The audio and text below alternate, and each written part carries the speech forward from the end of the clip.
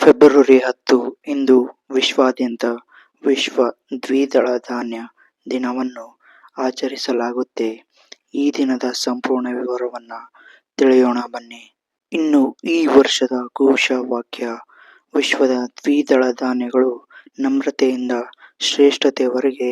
ಈ ಸಣ್ಣ ಕಾಳುಗಳು ಕೇವಲ ಸಾಮಾನ್ಯ ಆಹಾರವಲ್ಲ, ಇವು ಜಾಗತಿಕ ಮಟ್ಟದಲ್ಲಿ ಪೌಷ್ಟಿಕಾಂಶ ಮತ್ತು ಪರಿಸರ ಸಂರಕ್ಷಣೆಯಲ್ಲಿ ಸೂಪರ್ ಫುಡ್ಗಳಾಗಿ ಹೇಗೆ ಬದಲಾಗಿವೆ ಎಂಬುದನ್ನು ಈ ಧ್ಯೇಯ ವಾಕ್ಯ ಸಾರುತ್ತದೆ.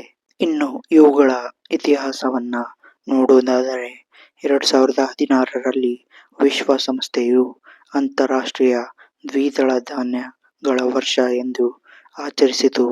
ಇದರ ಯಶಸ್ಸಿನ ನಂತರ ಬುರ್ಕಿನಾ ಫಾಸೊ ಎಂಬ ದೇಶದ ಪ್ರಸ್ತಾವನೆಯ ಮೇರೆಗೆ ಪ್ರತಿ ವರ್ಷ ಫೆಬ್ರವರಿ 10 ವಿಶ್ವ ದ್ವಿದಳ ಧಾನ್ಯ ದಿನವನ್ನಾಗಿ ಆಚರಿಸಲು ನಿರ್ಧರಿಸಲಾಯಿತು. 2019ರ ಫೆಬ್ರವರಿ 10ರಂದು ಮೊದಲ ಬಾರಿಗೆ ಅಧಿಕೃತವಾಗಿ ವಿಶ್ವ ದ್ವಿದಳ ಧಾನ್ಯ ದಿನವನ್ನು ಆಚರಿಸಲಾಯಿತು. ಇನ್ನು ದ್ವಿದಳ ಧಾನ್ಯಗಳ ಮಹತ್ವವನ್ನ ತಿಳಿಯೋದಾದರೆ, ಸಸ್ಯಾಹಾರಿಗಳಿಗೆ ಇವು ಪ್ರೋಟೀನ್ನ ಪ್ರಮುಖ ಮೂಲ. ಇವುಗಳಲ್ಲಿ ಕೊಬ್ಬಿನಂಶ ಕಡಿಮೆ ಇದ್ದು ಫೈಬರ್ ಹೆಚ್ಚಾಗಿರುತ್ತದೆ.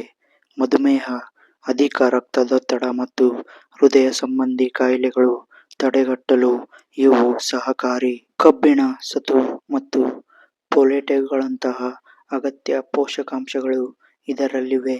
ಇನ್ನು ದ್ವಿದಳ ಧಾನ್ಯಗಳು ವಾತಾವರಣದಲ್ಲಿರುವ ಸಾರಜನಕವನ್ನು ಹೀರಿಕೊಂಡು ಮಣ್ಣಿನಲ್ಲಿ ಹಿಡಿದಿಡುತ್ತವೆ. ಇದರಿಂದ ಮಣ್ಣಿನ ಫಲವತ್ತತೆ ಹೆಚ್ಚುತ್ತದೆ ಮತ್ತು ರಾಸಾಯನಿಕ ಗೊಬ್ಬರಗಳ ಬಳಕೆ ಕಡಿಮೆಯಾಗುತ್ತೆ. ಇವುಗಳನ್ನು ಬೆಳೆಯಲು ಇತರ ಧಾನ್ಯಗಳಿಗೆ ಹೋಲಿಸಿದರೆ ಅತಿ ಕಡಿಮೆ ಪ್ರಮಾಣದ ನೀರು ಸಾಕು.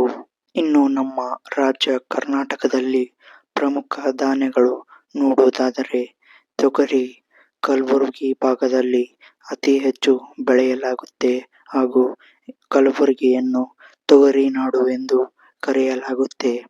ಕಡಲೆ ಉತ್ತರ ಕರ್ನಾಟಕದ ಇದು ಪ್ರಮುಖ ಬೆಳೆಯಾಗಿದೆ. ಹೆಸರು, ಉದ್ದು, ಅವರೆ ಮತ್ತು ಹುರುಳಿ ಇವು ಕರ್ನಾಟಕದ ಪ್ರಮುಖ ಧಾನ್ಯಗಳಾಗಿವೆ.